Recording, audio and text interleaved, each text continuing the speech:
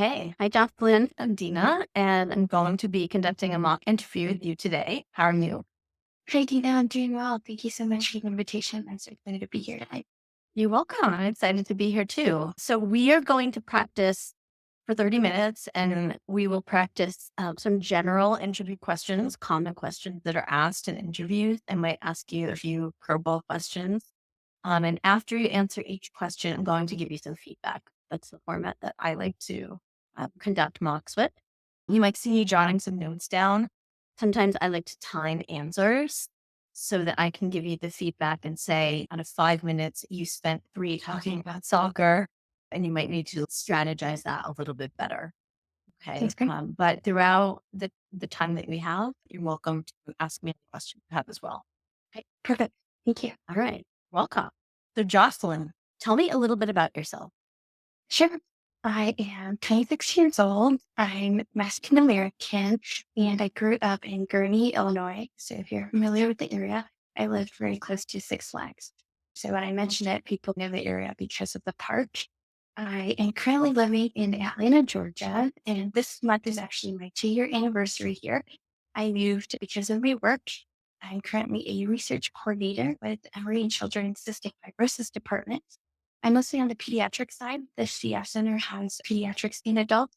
So I'll help out our other coordinators with our adult projects if needed, but I'm mostly the lead on our pediatric side. And then it's been a blessing to be in Georgia too because my dad lives here and my siblings do as well. So in Illinois, I grew up with my mom, and she's the one who's from a small town in Mexico with La Jolla. And my dad has been here for many years. And so is my brother, who's 25 and has a beautiful 6-month-old, cutest baby. And I have a 13-year-old sister, which is very fun. She keeps me on my toes and keeps me updated on all the current trends. And it's nice because I have something to talk about with my teens here in the clinic. So it's been a nice balance to not totally be a parent to her, to be that older sister guiding her, but also having fun. I'm fortunate that she also likes some similar artists that I did during probably her age at high school. She likes Miley Cyrus, and some Disney shows are still out there I used to watch. So now I'm able to see them almost every Sunday. We cook dinners together, and my dad's sous chef. So it's very fun. Spend time with them. And when I'm not working, not spending time with family, I'm spending time with friends or I'm serving my community. So I'm on the missions team with my church and help out with, I was helping with the ministry. Right now we're trying to start up some ESL classes, which is awesome. And our season just ended with the Coalition on Homelessness in one of our towns.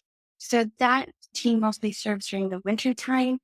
So we help our unhoused friends with gearing them up because some of the centers close at a certain time. So we drive around the city and gear up our friends who have to stay out in the cold. So that just ended, and I've just been asked to help out on our CF Georgia chapter's leadership council for tomorrow's leaders. So I'm really excited to start creating those projects.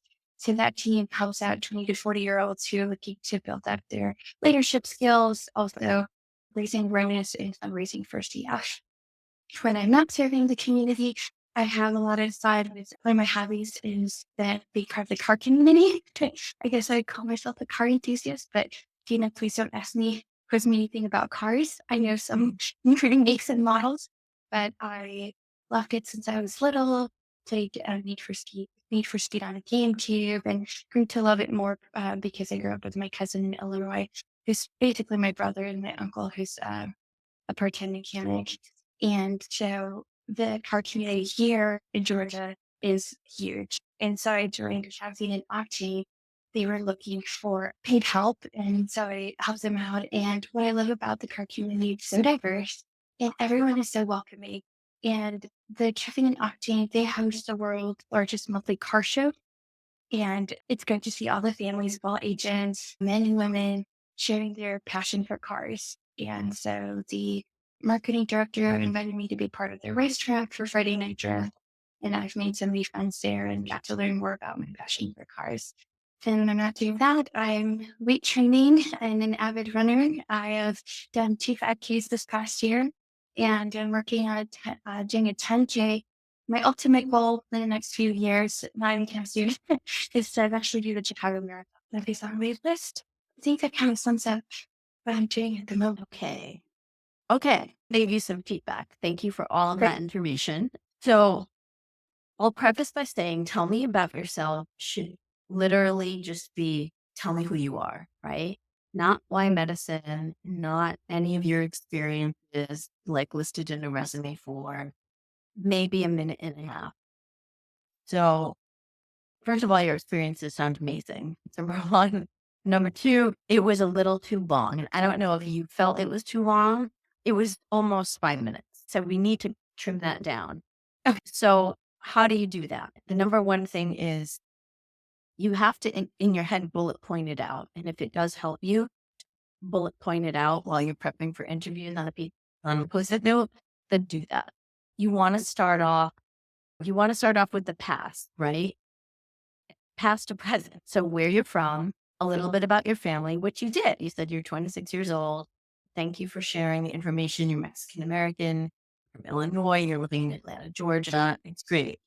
Farther down, though, you then mentioned like your dad and your brother and your sister. I would have included that in the beginning, just a little bit about, your family and how you grew up.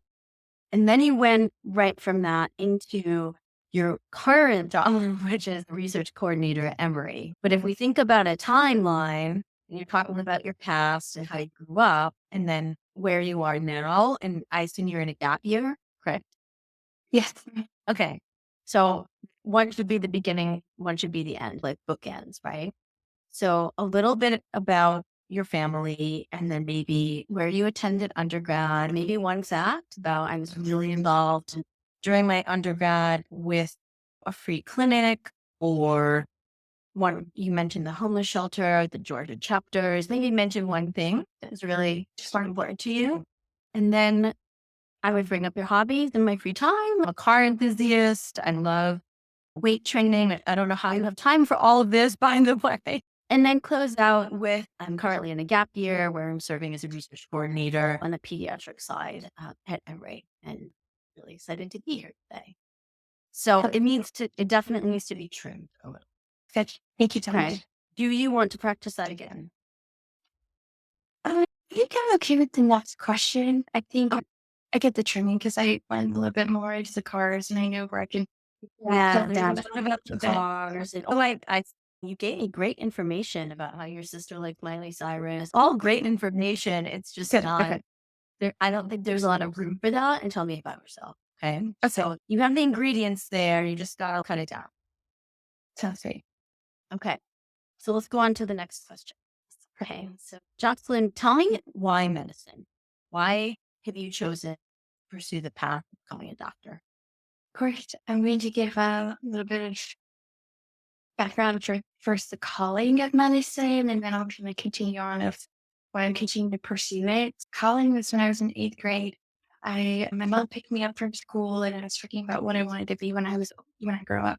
And I told her, "I see you want to be a veterinarian." She's like, "You should help the people, right? You should help the poor." And growing up, we would send her clothes and she'd send toys to the kids in her small town in Mexico. So I knew when she was mentioning that, what she was talking about. And so I'm like, okay, great. I think I'll be a doctor. And she's, yeah, you should be a lawyer. Like, I'm nothing sick with being a doctor.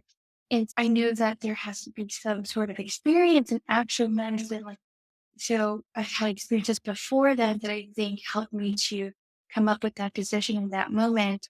When I was younger, I think my brother was probably 5, I was probably 7.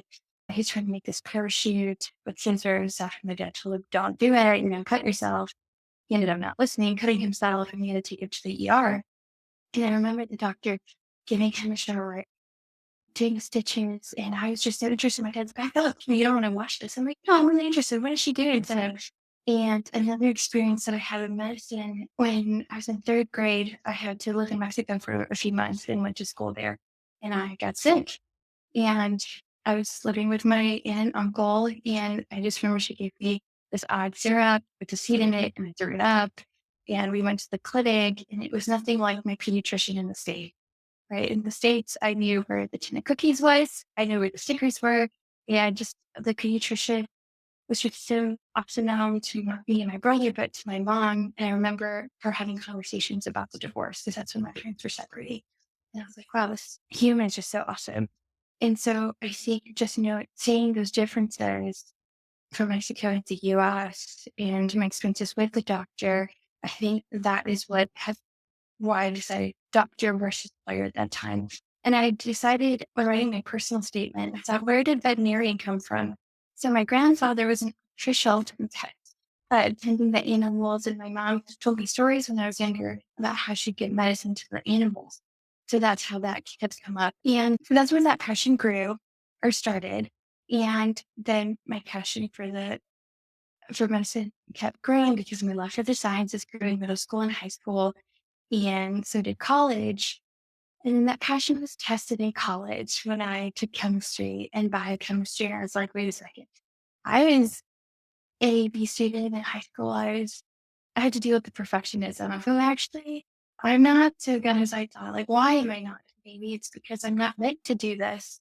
And it was very hard. I'm like, okay, there's a lot of doubt. There's a lot of fear. Oh, maybe this isn't for me and questioning. But then my senior year, but I kept going. I kept persevering. Like, there's still this calling in me to do this.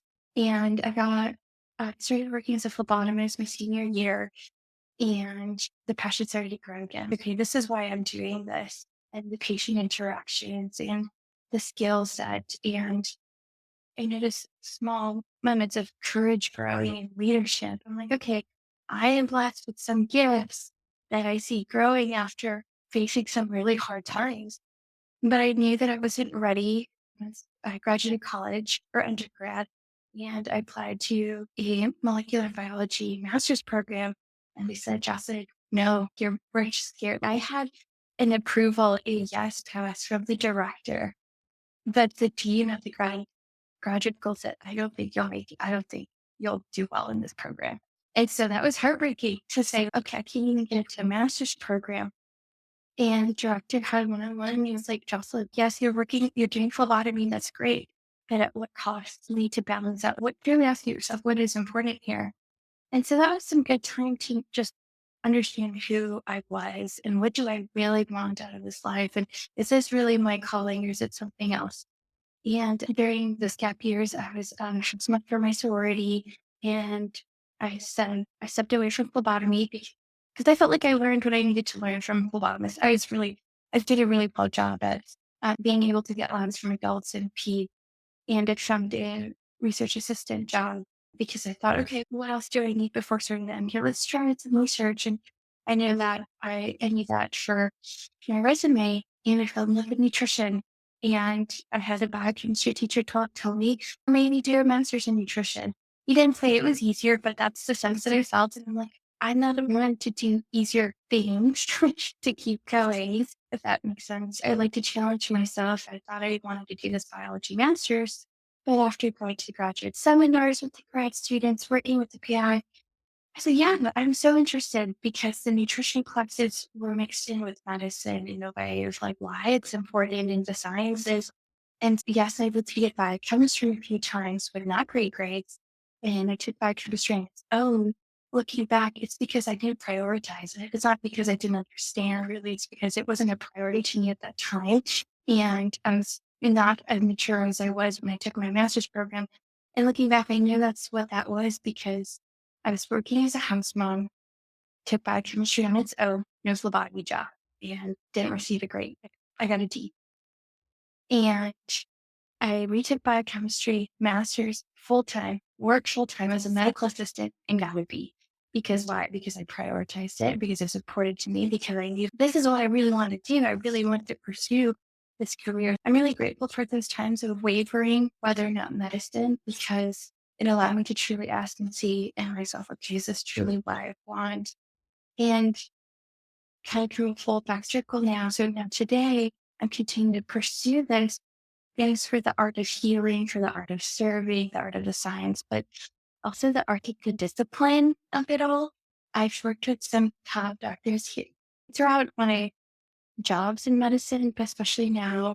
I work with some top PIs who see kids in the clinic, kids in the hospital. They're doctors that you ask, how do you do it all? I'm so amazed. And because they have this sense of discipline of delays, instant gratification to serve others, and working in these jobs, I've grown so much, but then I get comfortable. And I almost get uncomfortable getting comfortable because I know there's more in me, this potential in me. And I'm like, I'm ready for the next level. I know I'm ready for medical school now. Maybe a couple years, not so much. Was not ready. And now I'm mature enough to say, I am ready to test the strong foundation that I've built these past few years. I am ready, and I'm ready to see where these gifts will go. And I know that it's going to serve and so many people that I can't even imagine. And so I'm really excited. And part of me also had to ask, okay, am I doing this for the MD after my name? Am I doing this for the white coat? Like, why am I really doing this? Is it because years and years I said I was going to do it? I need to prove myself. So I had to sit down with myself and ask, okay, is there anything else that I can see myself doing? And it's no, it's not, yeah, it's nice and bonus to have that MD and the white coat, but it's until my last breath, like I'm going to continue learning. And this is a career that I'm going to be able to do that and be that leader in the community. And I'm not sure if you're familiar with Cal Newport. He has a book called Deep Work. He mentions something about terrifying longing. And I feel like this career is my terrifying longing. I'm wanting to be this person that I know is inside of me. And it's terrifying. I'm scared, but I'm really excited. And it's fearful but I know that I will solve. But I know from my past and persevering, I'll get right back up. Because that's life. And I've had a moment a few years ago where I was diagnosed with a tumor and it was scary times. And I had to sit back and I'm like, okay, at my deathbed, what do I want to see? What I want to reflect in my life? And I would be so devastated that I was too scared to go after something that I really longed for. And so that experience really helped me to also say, like, you know what? I'm going to do it regardless. I'm going to do it scared. And there's going to be people to support me in this path. And I'm going to keep working for it. And I think I pretty much described. I don't think if there's anything else that infers, but I think you try coming out with my experiences. Yeah, thank you. So I'm going to give some feedback. So first, I thank you for sharing about your diagnosis, and I do hope that you're okay and you're in good health. Yes. It's first and foremost. Thank you for sharing so much story and personalizing your answer so much, especially with some really poignant, like, lines, asking yourself why you really doing the art of the discipline. On the negative side, it was 10 minutes. So you need to trim this down to 3 minutes tops. And so just asking you two questions, I feel like that's probably, if there's a downfall, that's probably your downfall in interviewing. And that's something that you're going to have to really practice. My suggestion is like bullet pointing things out. Where the three most important things that you want someone to know about why medicine? Is it the calling from eighth grade? Is it your brother with the parachute with the scissors? Is it seeing the differences during third grade living in Mexico, where you had to see a pediatrician, that there were no cookies, etc.? Was it your grandfather being a vet? Was it your phlebotomist job? Was it the small moments of courage and leadership, which is beautiful, by the way, that you said that? Was it the biomedical sciences where the dean said no? Was it your nutrition with the sciences? There's so many things. You have to narrow down to 3 or 4 things. Okay. So what I'd love for you to do on your own time to practice with mock interviews is to get onto Zoom and record yourself. And at the bottom of Zoom, there's a little widget that says apps. And if you go on the app, there's a timer and you'll see a blue and white timer. That's what we use. I use when I like to practice interview questions that are timed. Set the stopwatch, set the time, or use the phone and just practice and get the answer down. Because what happens is sometimes, actually, most of the time, the person interviewing you is an interviewer who's part of academic faculty who joined in with the med school in admissions for the season and interviews. And sometimes they're in clinic or they're in their office seeing patients, right? And their attention span might not be the 10 minutes you want to listen to a question. And you have such important things to say that you don't want somebody to tune out. You want somebody to intently listen for just 3 minutes and get all your points across and not like trail off with different stories. That sounds great. Um, Thank you for good. yeah, or even I know a lot of students who will talk to themselves, like in a voice memo on their phone. They'll go for a walk, they'll put their earbuds in, and they'll answer the question, why medicine, or tell me about yourself, and they'll talk to themselves and play it back. And although you said it yourself, being comfortable in the uncomfortable, right? Those are uncomfortable things to do because they're not things that we do every day, but they're going to get you to rein in those answers where you're just going to be so fluid with, where you're not going to go off into different stories. But yeah, I feel like you get sidetracked. I'm like, oh, but let me mention about this story to you. Yeah, That's well, it's important to you, right? And that's why you don't want to leave anything out. But especially if there are some interviews for med schools that are only 20 minutes. You have a oh, 20-minute traditional interview or a 30-minute traditional interview. If you had given that answer, that's a third of the time, right? So yeah. you have to try to rein them in so that you are giving yourself more time to have more questions. I think. Thank you. Okay. So, out of your three most meaningful experiences that you listed on your AMCAS, talk to me about one of them and why it was most meaningful. Most experience. And let's see.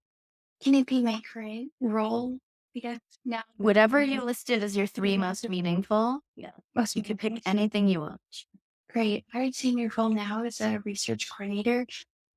Before in coming into this role, they told me I would be working on the nutrition study, so aligns with my background in nutrition, but I didn't know much about cystic fibrosis. And it's been a great blessing to work with these families. There's more time here to get to know them. In my past as a phlebotomist and MA, it's quick, it's fast, you gotta be quick. There's not very much time to get to connect with the patients. And here I'm able to do that. It's been just great to connect with them, and the team has been awesome, and the PI has supported me in helping me receive my certification in medical interpreting for Spanish. So now I'm the lead in helping our Spanish speaking families who have children with CF. And it's very hard in English to understand what's going on with CF and the treatments, all in Spanish. And us to be able to discuss research opportunities with our Spanish speaking families. And I've really been called to leadership here in the pediatric center. Leading this project, I've now become just a little time that I've been here, a lead on 3 research projects. And Wow. with the new, it's been fabulous. And one of them was with very well known pharmaceutical company, and the PI, another PI who's new to research. And so it's been a learning process for her and I, but great. So just being called to this new leadership opportunity has been such a blessing because I'm realizing, oh, there's so much more in me, and it's a lot of excitement. Hey, that was a great answer. And it was only 2 minutes. Sure. So that No, it was perfect, but you gave me all the information that I needed. And the reason I asked that question is because sometimes you will be interviewing for a school that is closed file, and closed file means they don't have any access to your application. Asking a question to you like that, tell me something about your AMCAS, assumes I don't know what's on there already and forces you to talk about the situation that is meaningful to you and offers some context to the interviewer. sounds great. Okay, that was good. So let's do one last question. Med school is really difficult. There are a lot of students who unfortunately encounter a lot of mental health issues, don't know how to balance their time. It's just a really lonely time, I think, for a lot of med students. So, talk to me about how you maintain your own wellness and what kinds of practices you would bring into med school to help balance everything. that. It's great. Fabulous question because it's something I've been working on these past couple of years. When I moved to Atlanta, I had that mindset of it's a new city, it's a new job, it's the new me, right? And that's not what happened. It was the same old habits. And I really stopped when my gynecologist was like, "Hey, how long have you been on this weight?" Not even my PCP has brought it up. It's my gynecologist. And so that really took me back. Okay, I've learned from my friend me, if I'm not taking care of myself, how do I expect to give my all to someone else, to truly serve, to carry the weight of someone else so that they can breathe if I can't even do that for myself? And so these past couple of years, I've really learned to take care of myself and learn more about applying the nutrition skills I learned in my master's to my own health. Thank God I've lost 50 pounds in the past 2 years and I've remained it off. Congrats. Avoiding you, Grace. Thank you so much for learning eating habits. And I learned even more working with the dietitians and our CF center and learning the importance of exercise. And I love reading James Clear with Atomic Habits, watching Andrew Huberman, all these folks, and also growing in my faith with leaders like Todd Rochelle, Steve Furtick. And so just really learning more about me. And so I'd be so excited to, help others. And like, okay, this is what's helped me so far. I'm still working on it, right? It's a never ending learning how to refine the routine, adapt to new change. And I think being in medical school isn't this kind of scary change. Okay, I have this basics in my routine, but now it's a rigorous curriculum. How am I going to have time to still do my hobbies that bring me joy and wellness and strength? So I think it's just communication is so important. So I work with the students. Okay, and that's why I'm very excited about South Carolina because they have lifestyle medicine integrated in the 4 years of learning nutrition, physical wellness, behavior change, and mental health in all 4 years. So that way we're well prepared to be able to counsel others. Like that is exactly already what I love to do, and so it help out by just sharing my experiences and working together and finding new answers. Okay, thank you. Okay, that was great. That was great. That was exactly the type of answer you want to give. It's a little over 2 minutes, but Okay. it was still really good in terms of your wellness. You demonstrated growth, right? You demonstrated self awareness where you noticed that there was a point where your wellness was tanking and you did something about it. That's great. You did a great job today. Thank you so much. I really appreciate it. That sounds really good. I'm super nervous at first, but it's just like this is very great. Super.